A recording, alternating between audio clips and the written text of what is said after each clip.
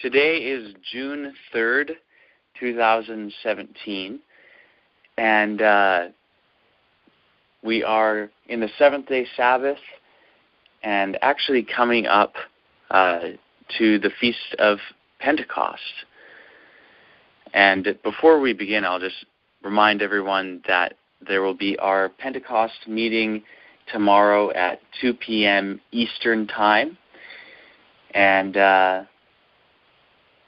we'll either talk about that more at the end of the meeting or just we'll talk about it tomorrow for the meeting. And I think we've all, or most of us here anyway, have had Pentecost festivals enough that you kind of know what to expect and that sort of thing.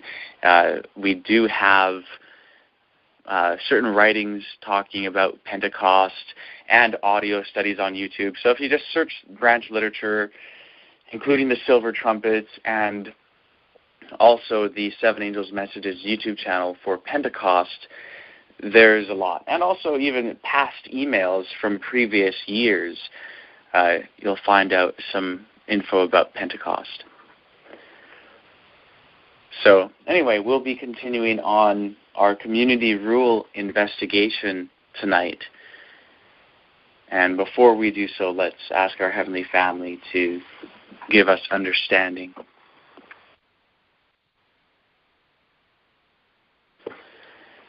Eloheinu, our mighty ones, Heavenly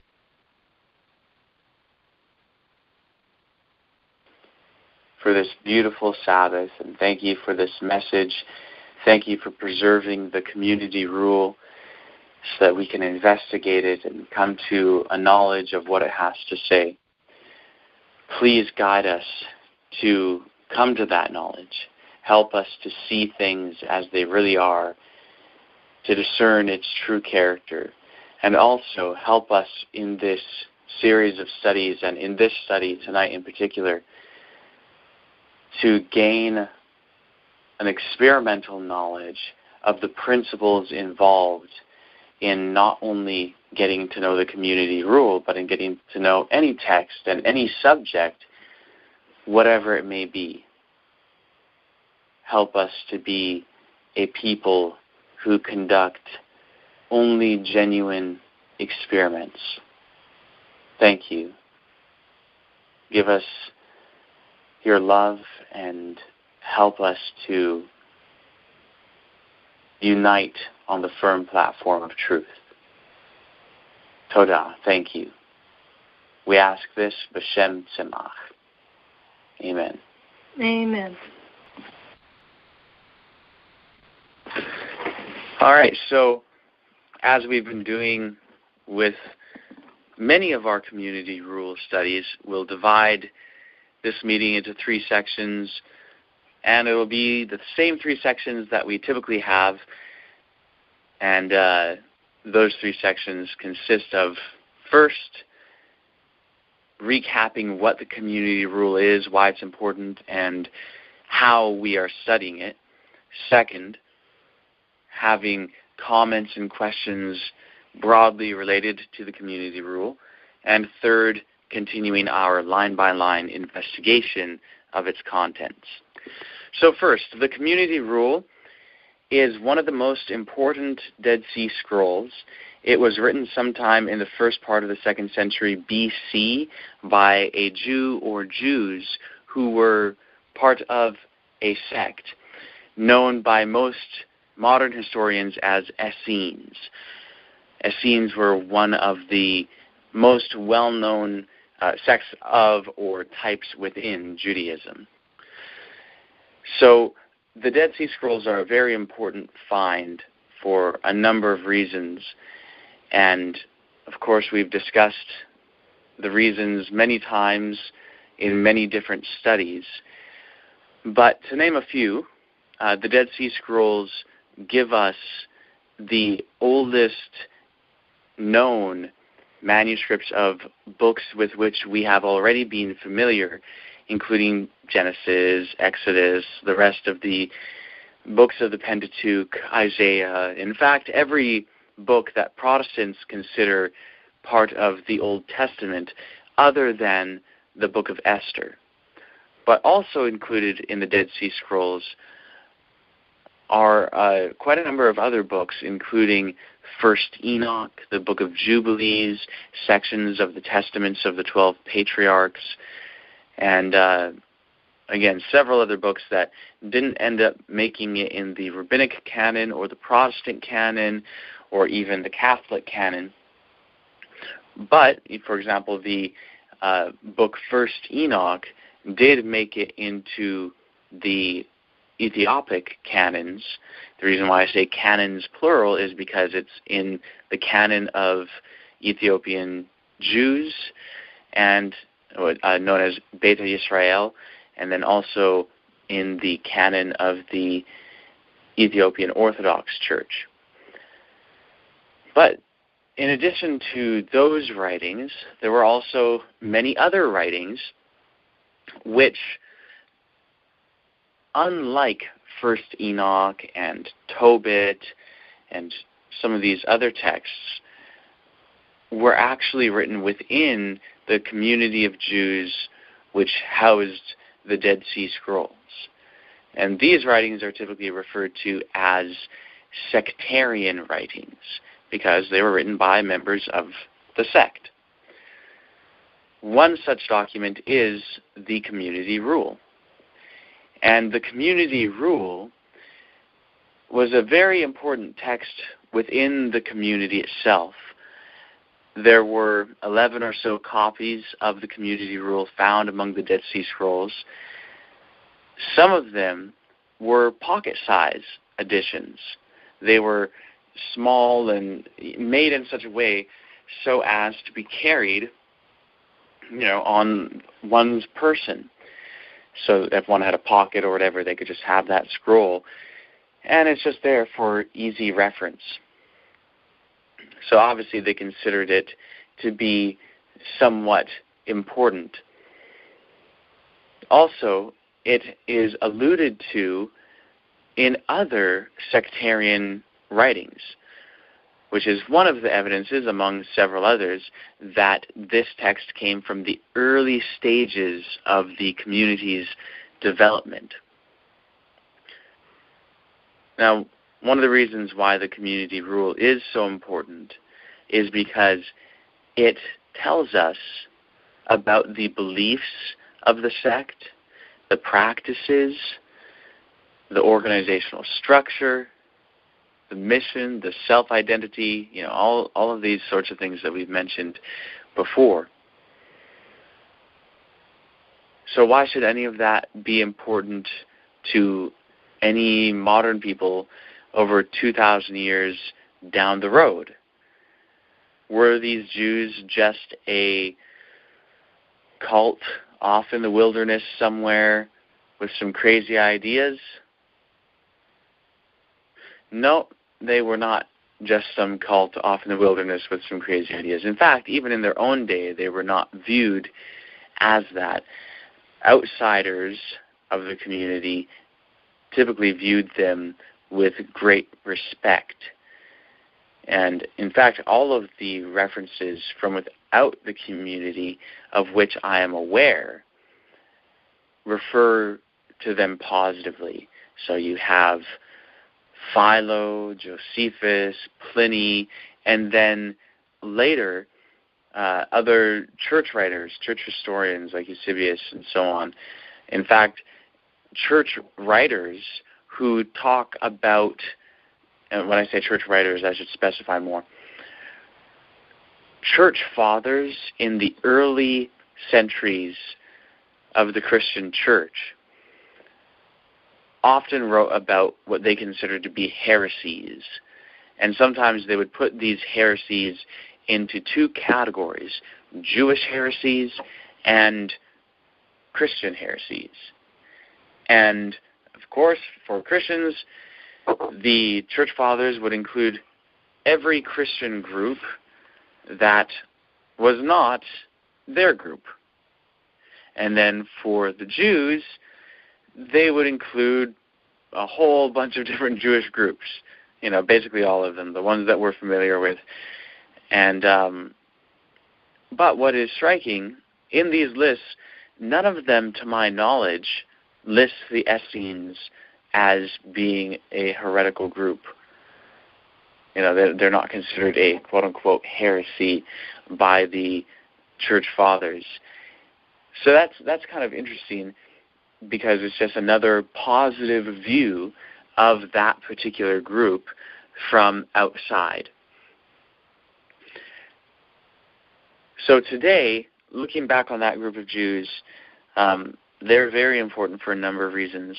One of the reasons is simply that they produced the Dead Sea Scrolls, and the Dead Sea Scrolls are one of the most significant archaeological finds of modern times, and give us a unique glimpse into the world of 2nd century BCE, 1st century BCE, and 1st century CE Palestine. This is a rare glimpse. And, of course, that place and that time saw significant events which have been absolutely formative to all of Western society. So Judaism as we know it was birthed out of that place, and Judaism has had a large role to play in history ever since.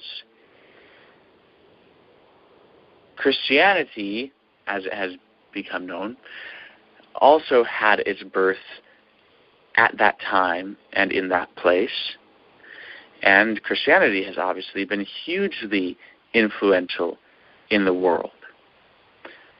Also, without Judaism and Christianity, there would be no Islam, because Islam is, in a sense, an outgrowth of those two religions and bases its precepts off of precepts found in those religions. And its story of the world is, largely informed by Jewish and Christian tradition. So that period of time from which the Dead Sea Scrolls have come to us is really the time of the founding of Western society as we know it. And for that reason alone, this massive collection of manuscripts is very, very important. These are not writings from a later time simply commenting on this vital period. No, they are writings from that period itself. Another reason why the Dead Sea Scrolls and the community rule in particular are of such importance to us is because the community rule itself and the other sectarian writings of the Dead Sea Scrolls had a direct impact on the early followers of Jesus, and I would say also even Jesus himself. And as we spoke of last night and have spoken of in many previous nights, Jesus and John the Baptist and the leaders of the Nazarene movement following Jesus certainly considered the founder of the Dead Sea Scroll sect to be a true prophet, and were heavily influenced by that individual. So for anyone interested in Jesus, they should also be interested in the teacher of righteousness, who is the prophetic founder of the Dead Sea sect. And there are, of course, many other reasons why the community rule is so important. It's important in its own right because of its views of morality and the bringing an end to immorality and so on and so forth. Again, I recommend for everyone to listen to our past studies on that subject to get a fuller view. Anyway, those are some of the reasons why the community rule is important and of course, what it is. As to our methods in investigating the community rule, our very first task is to seek to understand what each aspect of the community rule really says. And in order to do that, we must actually be very aware of our own understanding of things and to be mindful of the fact that just because we understand something in a certain way does not mean that the author of the community rule did. In other words, the author or authors may have had a very different understanding of things from what we have. Even if they use certain phrases which we would use, we cannot automatically assume that our understanding is the same. Why? Because we are from different times, different contexts.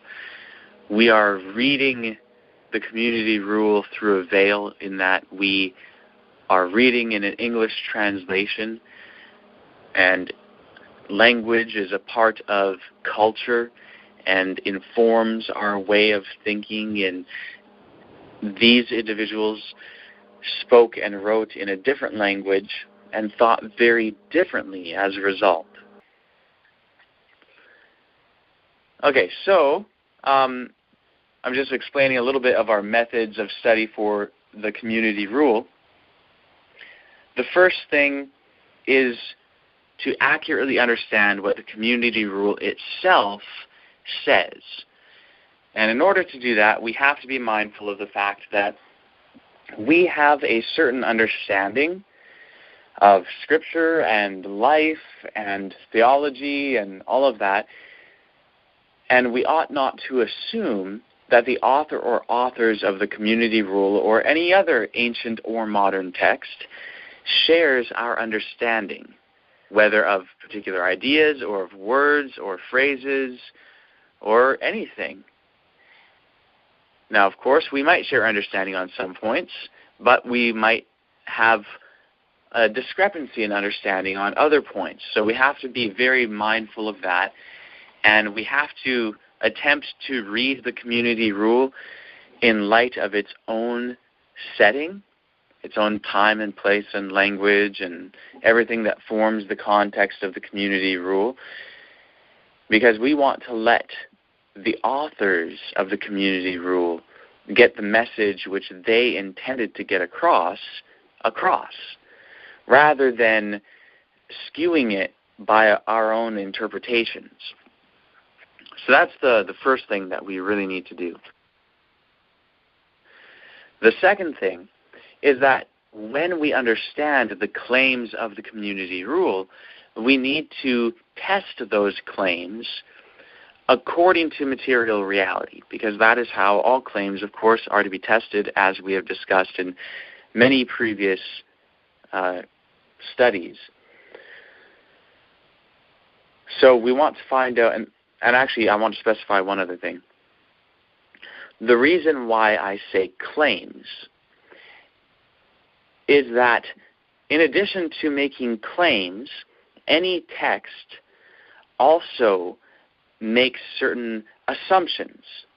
There are certain things that one might refer to as an example for something, or in making a certain point, the point might be made in a certain way, and thus there are additional points to the main points that are made that are somewhat incidental to the subject, whether it's used to illustrate something, or, let's just say someone wants to talk about some important lesson in regard to how Protestants ought to go about being Protestants. And so they give an example from the life of Martin Luther. And in giving that example, they incorrectly repeat some of the history.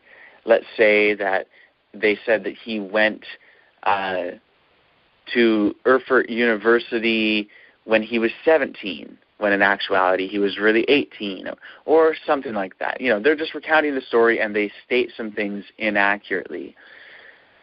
And then, of course, they go on to their main point, and they use that as part of their lead-up or whatever it may be. Well, all of that would be incidental. And so if someone was talking on that point and someone said, oh, actually, you know what, he was actually 18, he wasn't 17 when he entered Erfurt University, the person who was presenting their point may say, oh, sorry, I guess I was wrong on that. I didn't know better. I was remembering that incorrectly, but my main point was this anyway. So really, whether he was 17 or 18 doesn't make a difference for what they're trying to say. It's not their main point. It's incidental and maybe just part of the telling of the story in order to make a point. So the community rule may have things like that, where it's referring to some main point, and in doing so, include certain conceptions and memories of certain things which may be incorrect. But that's not what we care so much about testing, because we understand that those things will be incidental. We want to know what the claims are. What are the ideas which the author or authors of the text really sought to put forward? So we have to discover those ideas and test those ideas to see whether they are true. So that's what I mean when I say to find out what it says, and what it says includes both the incidental things and the claims, and then to test the claims. So, and sure, we can test the incidental things too, but we just have to understand that if the community rule was wrong on its incidental statements, well, that's not so big of a deal. That isn't anything against the community rule, because, hey, everyone makes mistakes, and that wasn't the main point anyway. So that's really what we're seeking to do. We're seeking to understand what it says and whether what it says is true or not, and if the community rule contains a claim to be a product of inspiration, then of course we need to test it according to that claim. And when something claims to be a product of inspiration, it is claiming that all of the unique and original ideas it puts forward are true and that they come from God. Now, of course, if we're testing a claim like that, if any of the unique and original ideas are actually false, well, then the claim to inspiration is a false claim. So that's one of the things we want to really keep in mind. So anyway, of course, always more could be said. But does anyone have any comments or questions broadly related to the community rule?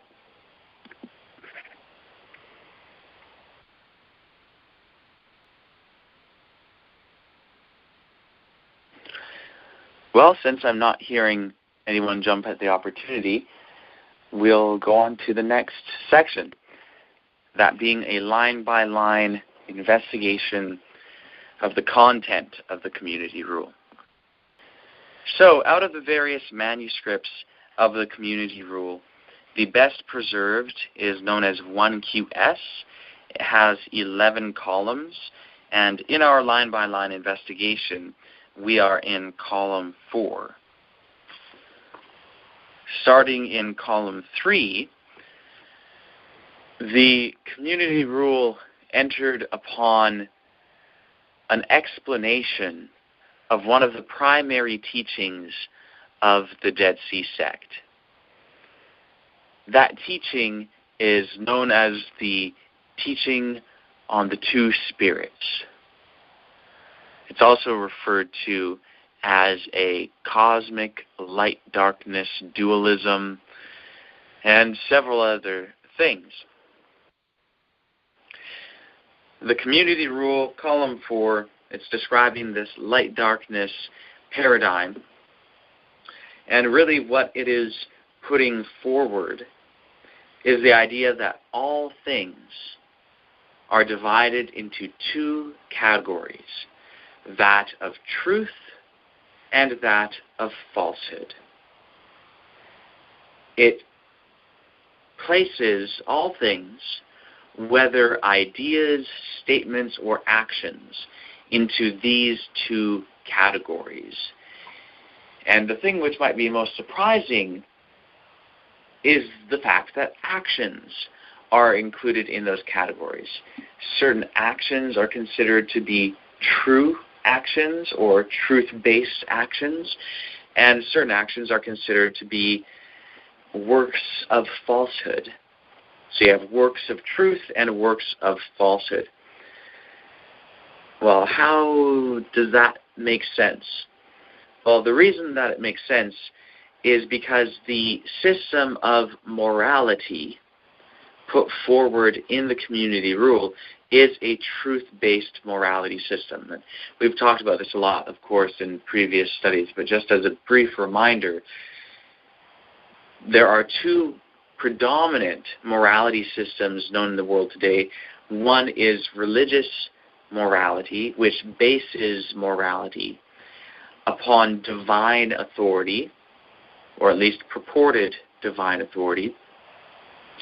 And then there is secular morality, which in essence states that morality is a code of conduct developed within a particular community or society, and every community or society may have a different code of conduct, and that's its own morality. And that is all morality really is. It's not actually something objective and testable and all of that. It's simply a social phenomenon that develops within communities, and that's it. That's really all morality is. There is no ultimate good or evil or objective good or evil. There is agreed upon codes of conduct. Certain actions are considered good, certain actions are considered bad, and within that context, they are good and bad, but that's where it ends. Now, the community rule puts forward a system which differs from both of those. Morality in the community rules system is actually based on truth, the very principle of truth, not a list of teachings that are considered to be true by a certain community, no, but on the idea of truth. Likewise, immoral behavior is viewed as being based on or founded on falsehood, the very idea of falsehood, the principle of falsehood, and thus specific actions are either founded upon a particular truth or a particular falsehood. So this system really is one that we have found to make perfect sense, and even before reading the community rule, in this message we have come to understand that morality really is based on truth. That the only true morality system is a truth-based morality system, and that the only remedy to immorality, since immorality is based on falsehood, is to fill one's mind with truth. So it's really a simple idea, but it's quite revolutionary. And evidently, the community rule was interested in bringing about a similar revolution. In fact, in the column which we are currently investigating, column 4, it spends a lot of time talking about the conquering of error by truth, and how truth is the thing which can bring about the destruction of error, of falsehood.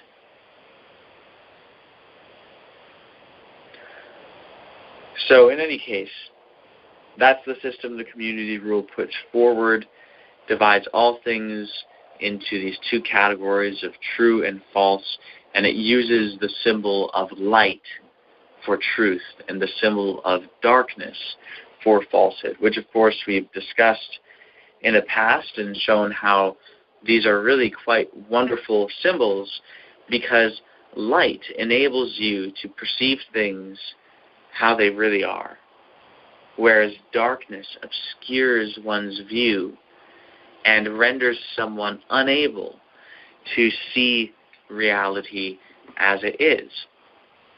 Likewise, truth, a conceptualization in the mind, or another way we put it is a mental picture which matches material reality. That's all truth is. The mental picture which matches material reality. Well, if we have that right mental picture, if we have truth, then we will see things the way they really are, and thus be able to act according to the way things really are.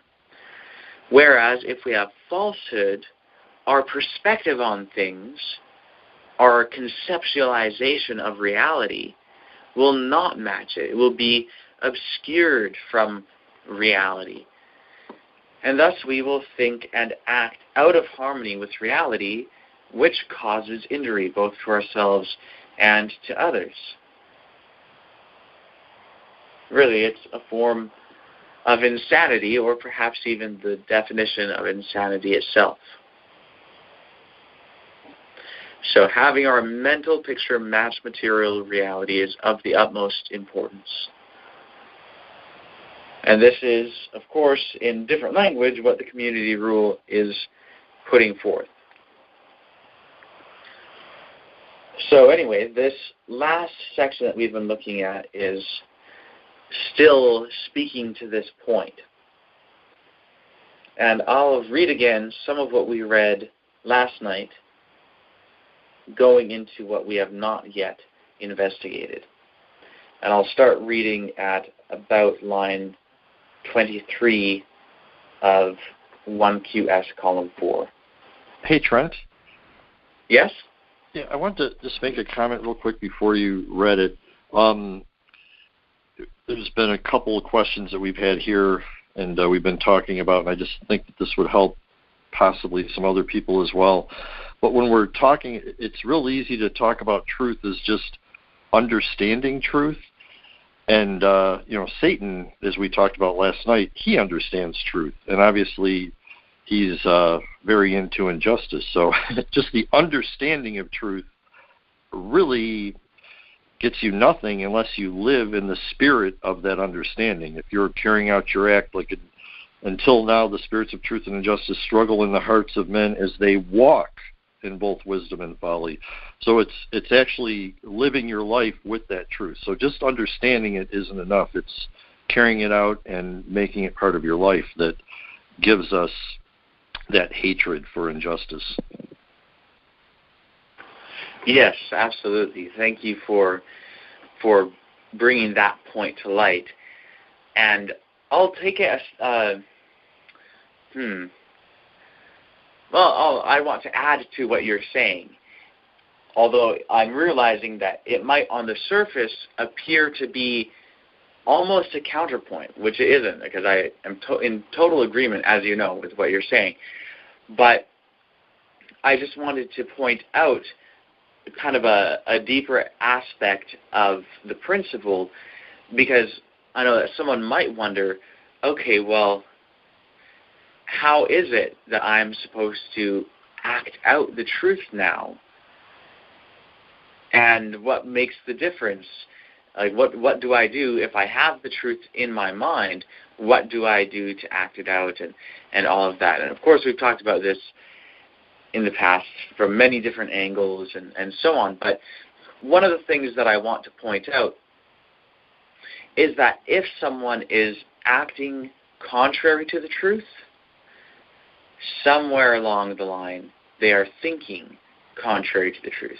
Now, this doesn't mean that they don't have at least a theoretical understanding of it, which is what you're getting at, that just a theoretical understanding of it is not what makes the difference, because even Lucifer, well, I should say especially Lucifer, had a theoretical understanding of the truth. And even, well, I'll explain a little bit of the story of Lucifer and point out some things along the way. So Lucifer at first, of course, had a wonderful experience and, had nothing but thoughts according to truth and actions according to truth and love and all of that.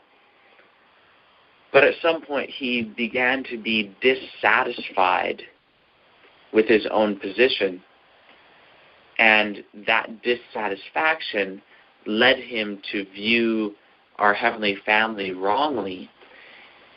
And then our Heavenly Family, Ellen White talks about all this, by the way, in Spiritual Gifts, Volume 1.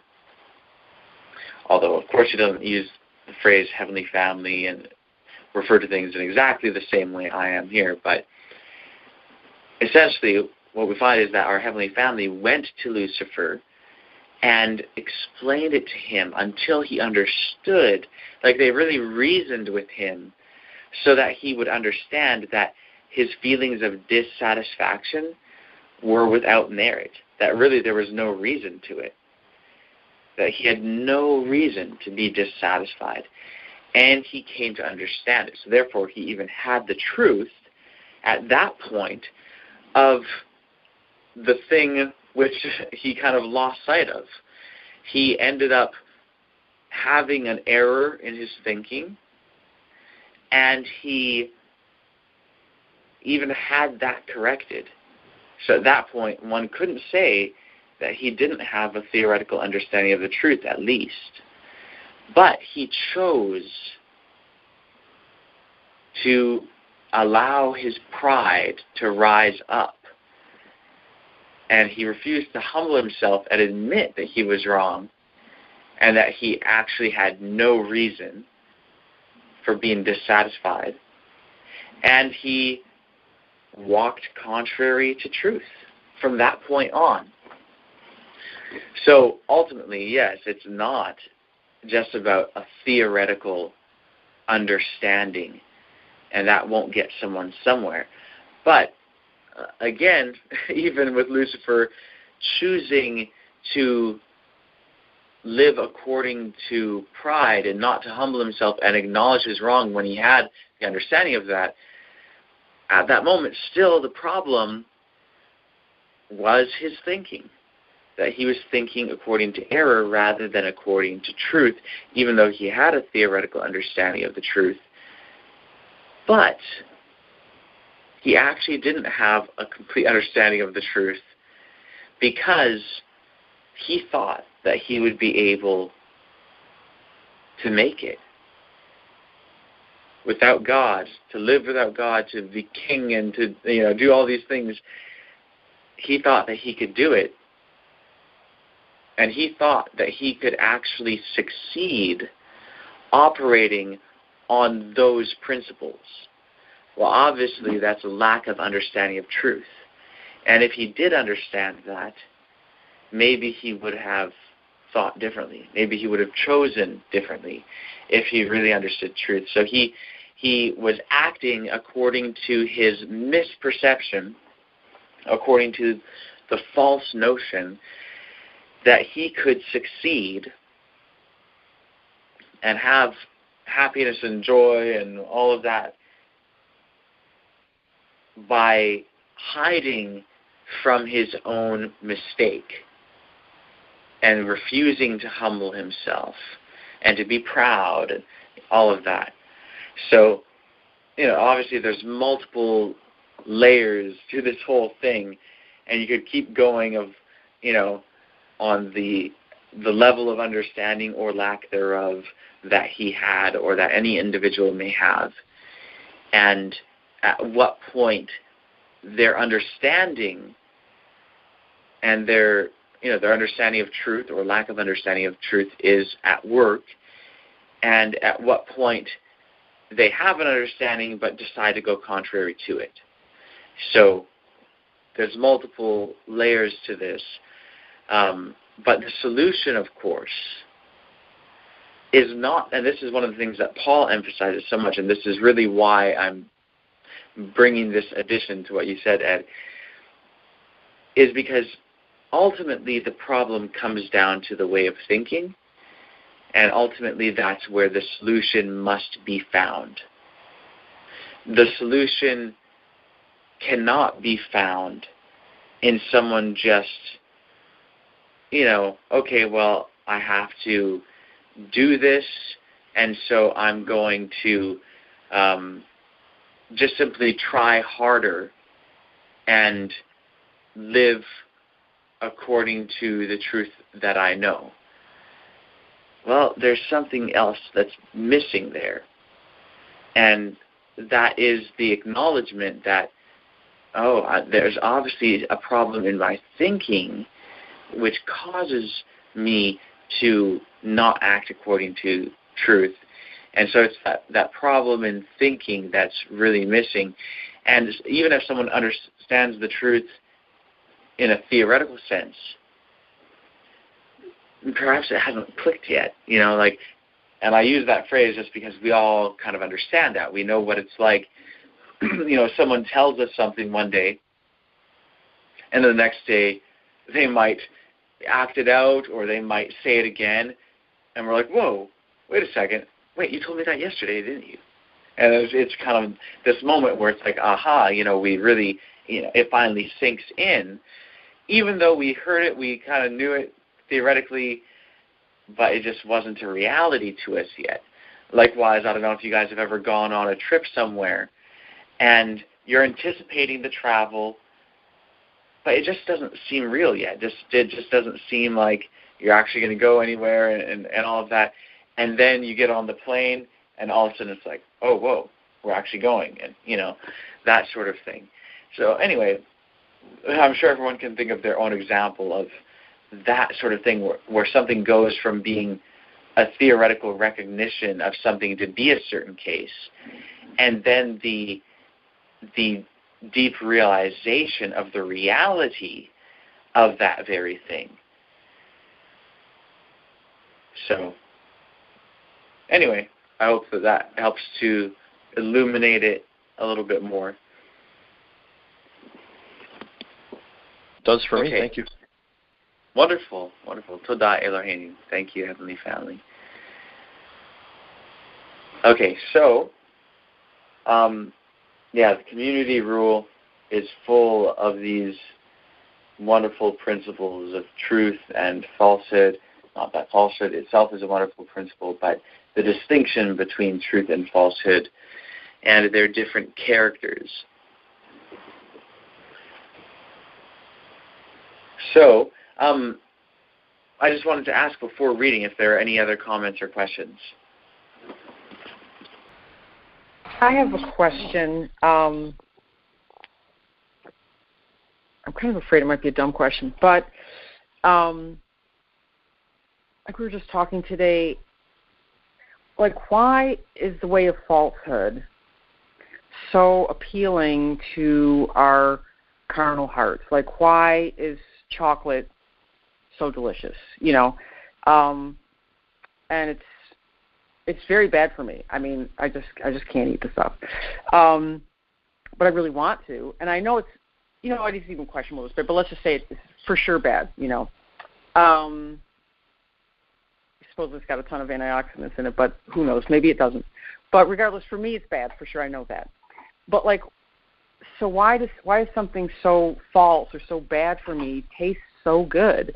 And just like any sin, the Bible talks about is that, there's like a pleasure in sin for a season. And I understand in the long term it's bad, but it just seems like like the short-term truth of it is really great, and then the long-term truth is bad. But why is that? Why is sin pleasurable even for a season? Okay, this is a very, very good question. Heavenly Family helped me to answer it in the most helpful way. Okay, so in order to answer this, I'm going to bring up something that is going to sound totally like off topic from your question. And I hope to be able to coherently relate it. So help me with that, Heavenly Family. Okay, so one of the arguments that is often put forward by philosophers for the existence of God, and again, remember, God as defined by these philosophers is an immaterial essence or being. You know, different philosophers, of course, will use different terms, but it's a non-physical, atemporal being. One of the arguments is called the fine-tuning of the universe.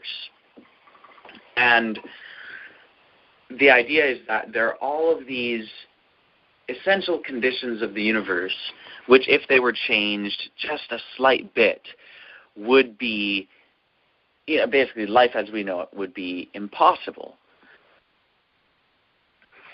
And so, like imagine like a whole bunch of knobs, and the knobs all have to be turned to just the right spot. And if you move one of them just a little bit, nothing works.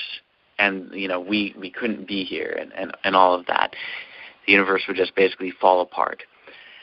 So people will refer to that as the fine-tuning of the universe. And one of the arguments for the existence of God is that, well, how could it possibly be that the universe is just right for us to exist if someone didn't make it that way? So one of the counter-arguments to this idea of fine-tuning, it's kind of a clever little story. I forget even where I heard it, but someone has pointed out that for someone to make that fine-tuning argument is like a puddle of water. Or, someone gave the illustration like, imagine a puddle of water. And it's a sentient puddle of water. It can think. And it looks around and it just is like, wow, this hole in the ground has been so perfectly and finely tuned just to fit me. Now, of course, that's silly, right? Like, we recognize it's actually the other way around. It's actually that the puddle is just perfectly fitting to the hole. It's not that the hole has been perfectly tuned and designed and fit for the puddle. It's just that the puddle is there in the hole, and that's the nature of water, to meet the form in which it finds itself. And so, of course, that argument in relation to the fine-tuning of the universe is trying to say, look, it's not that the universe is so perfectly fine-tuned for us, it's just that we match this universe. It's that we are, in a sense, fine-tuned for it. So that's kind of the counter-argument for that.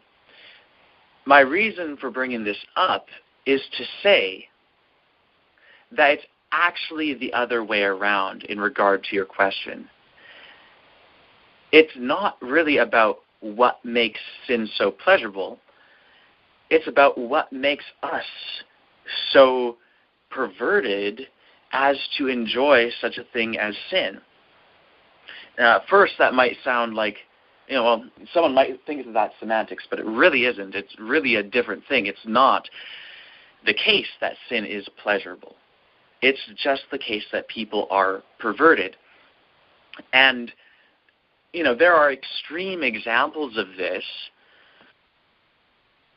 which everyone would recognize to be a perversion, and that the thing which is being enjoyed is not actually enjoyable.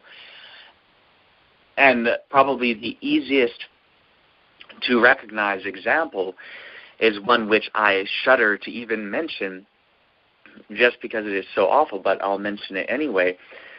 There are children who, grow up in the most awful circumstances, like being locked in someone's basement or being tortured and raped every day or whatever, and being psychologically manipulated through that, of course, because that would psychologically ruin someone to go through something like that. And some people going through these horrific circumstances actually end up enjoying it because they're trained to enjoy it and they think that it's pleasurable, when really it isn't. Like any normal person or any person in normal circumstances, anyone who has a normal life and then gets thrown into that would have the most awful experience. That shows you that it's not that the thing itself is enjoyable, it's that someone has been conditioned to enjoy it. And it's really that their appetite has been perverted.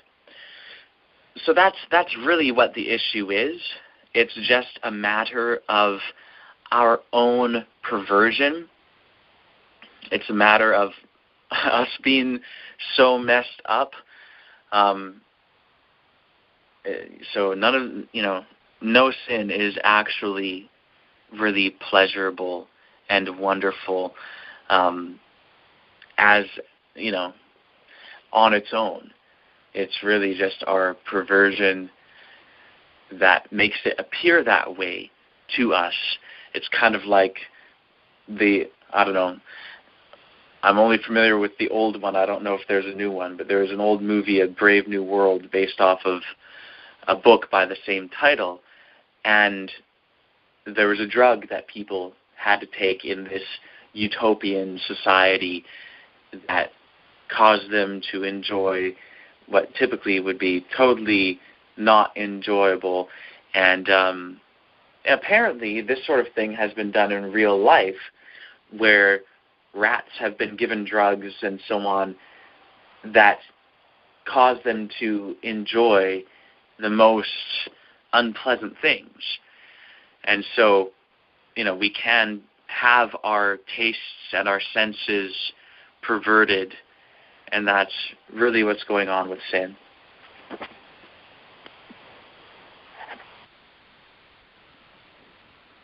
That was really good. Thank you. Well, thank you, Heavenly Family, and thank you for asking that question.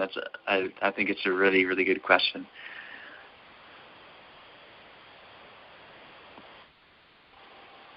Any other comments or questions?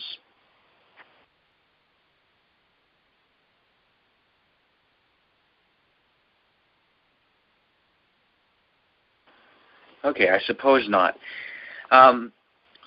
Even though we've been on the call for a little bit over an hour now, and it would be nice to wrap up sometime soon, I'd like to just look at this next sentence in the community rule, because it's very similar to a previous sentence that we've gone through, and I don't think it'll take too much time. So I'll read this paragraph again, and the paragraph, of course, is as is found in Geza Vermesh's translation.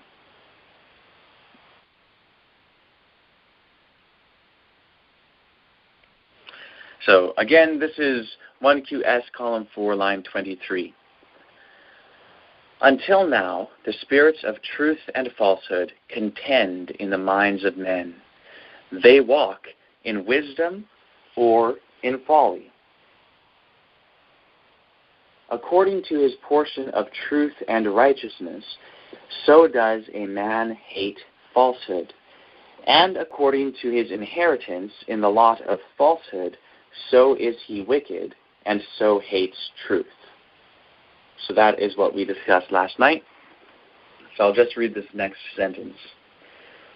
For God has established the two spirits in equal measure until the determined end and until the renewal. And he knows the results of their deeds for all time.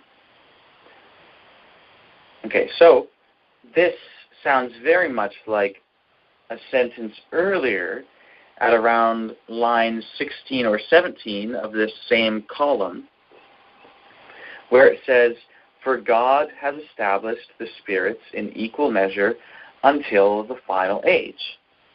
Well, that sounds very much like this. "For God has established the two spirits in equal measure until the determined end." So we basically know what that's talking about because we have discussed the previous line. It's very apocalyptic.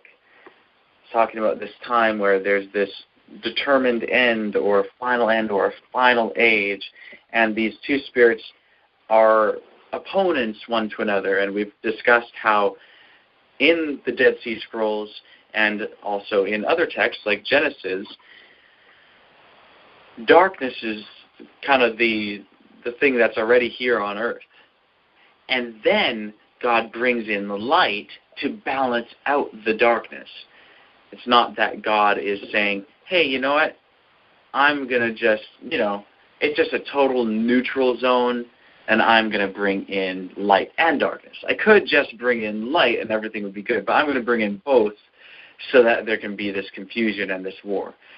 No, that's not the way it's presented in the community rule or in Genesis or in many other passages in ancient Jewish writings.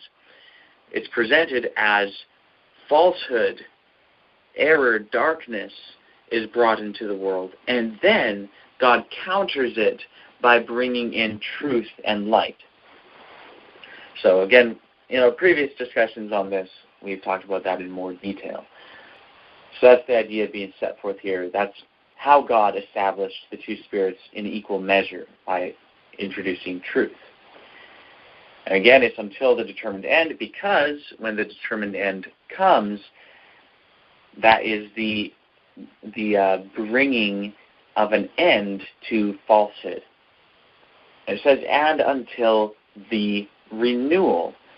So we know that the renewal is basically the same thing as the determined end or the final age or the visitation. It comes at the same time. Another phrase that's used is the appointed time of judgment. So this is a time of renewal or restoration. And we also read in the scriptures with which we are familiar of the restitution of all things. So this is that time when truth will be restored. And then the last clause of this sentence is really the one that we haven't really discussed much before. The way that Vermesh translated it is, and he knows the reward of their deeds from all eternity. Okay, so that could be understood in a very deterministic kind of way, where God from all eternity past has known the reward of all their deeds, all their results. And, that's fine in a sense. The idea that God knows the outcome of walking according to both truth and falsehood. He knows the final outcome of both of those things, and that he knew it from all eternity. That's, I don't have a problem with that thought. So even if that's the correct translation, that's totally fine, so far as I'm concerned anyway. But I do think that the more accurate translation is, and he knows the results of their deeds for all time. In other words, he knows what their everlasting results will be. And for all time, he knows the results. So, that can include from way back and going way forward. But it kind of reminds me also of something Ellen White spoke of, where all of our deeds have everlasting results. And, this kind of, depending on how it's translated, can capture that idea as well, that our deeds have results for all time, and God knows those everlasting results. So anyway, those are my comments on this passage. Does anyone else have comments or questions?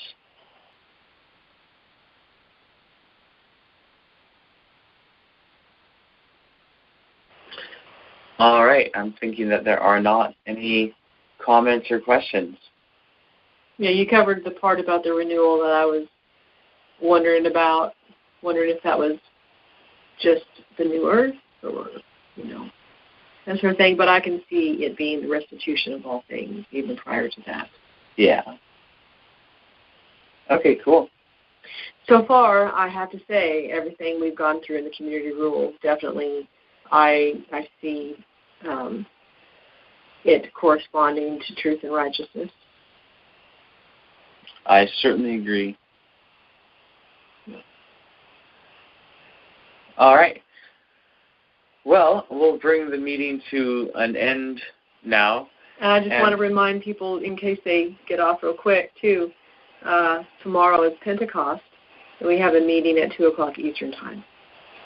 Yes, absolutely. And as I mentioned earlier, you guys can all look up Pentecost in branch literature. You can look it up on the Seven Angels Messages YouTube channel.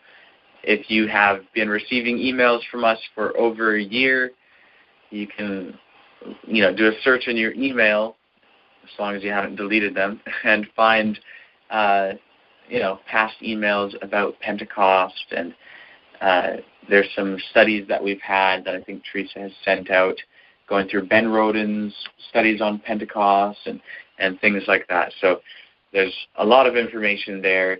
Also in the Silver Trumpet, I'm trying to remember if it's Volume 1, numbers 12 to 14. That may be the case. It's somewhere around there, the later issues of Volume 1.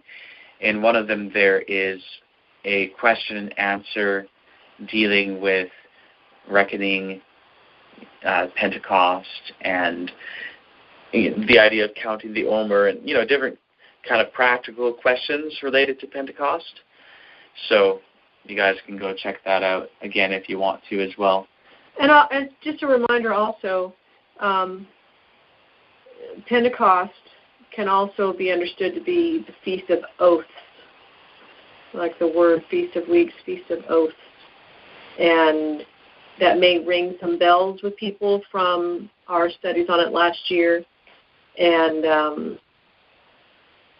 something to be aware of and focused on and that sort of thing. For sure.